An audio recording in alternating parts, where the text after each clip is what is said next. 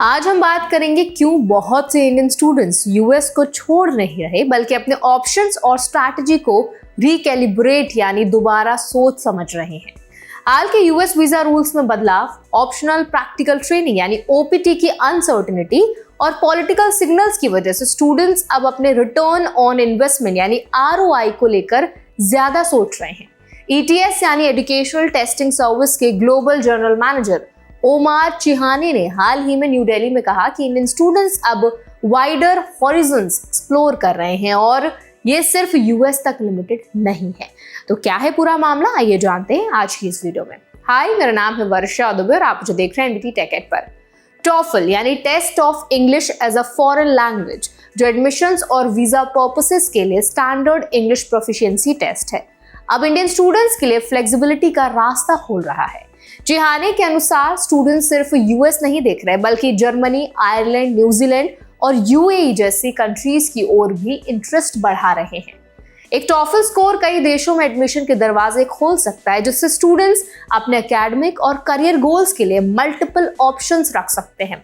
ETS ने टॉफल test को और स्टूडेंट फ्रेंडली बनाने के लिए इसे 3 घंटे से घटाकर 2 घंटे कर दिया है। इसका मतलब है कि टेस्ट अब ज्यादा मैनेजेबल है और स्कोरिंग चांसेस बढ़ गए हैं। फॉर्मेट में कोई बदलाव नहीं हुआ, लेकिन अब टॉफल ग्लोबली 13,500 इंस्टीट्यूशंस में एक्सेप्ट किया जा रहा है।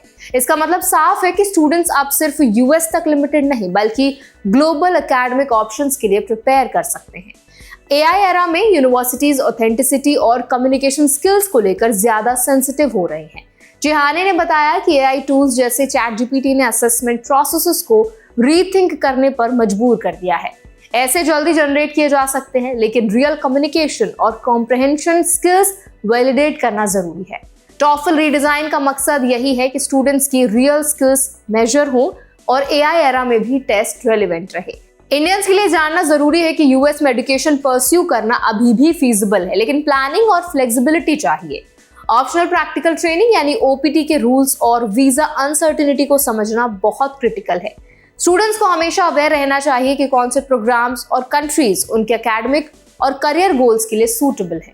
ईटीएस का क्लियर मैसेज है कि इंडियन स्टूडेंट्स ग्लोबली compete कर सकते हैं, लेकिन आरओआई और सिक्योरिटी दोनों के हिसाब से इन्फॉर्म्ड डिसीजंस लें। चिहाने ने ईटीएस के बिजनेस बेचने की रूमर्स को भी क्लैरिफाई किया। उन्होंने कहा कि ईटीएस का फोकस सस्टेनेबल और लॉन्ग टर्म वैल्यू पर है, शॉर्ट टर्म फ्लक्चुएशंस पर नहीं। कंपटीशन चाहे इंडियन टेस्टिंग मार्केट में बढ़ रहा हो, स्टूडेंट्स अपनी चॉइसेस ग्लोबल एक्सेप्टेंस के हिसाब से करते हैं और टॉफल ग्लोबली रिकॉग्नाइज्ड है। एकेडमिक प्रेफरेंसेस की बात करें तो स्टेम और टेक्नोलॉजी ओरिएंटेड प्रोग्राम्स डोमिनेट कर रहे हैं। Indian students consistently global averages out perform कर रहे हैं, खासकर लिसनिंग और रीडिंग स्किल्स में। इसका मतलब यह है कि इंडियन स्टूडेंट्स एकेडमिक फ्लेक्सिबिलिटी और करियर ग्रोथ दोनों के लिए स्ट्रॉन्ग फाउंडेशन बना रहे हैं।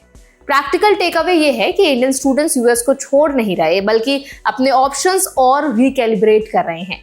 टॉफल स्कोर के जरिए उन्हें यूएस, जर्मनी, आयरलैंड, न्यूजीलैंड और यूएई जैसे मल्टीपल अपॉर्चुनिटीज मिलती हैं।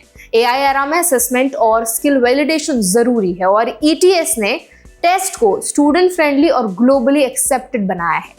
इंडियन स्टूडेंट्स को इन्फॉर्म डिसीजन लेने के लिए अपडेटेड पॉलिसीज, वीजा रूल्स और ग्लोबल एकेडमिक ऑप्शंस की जानकारी रखनी बहुत जरूरी है।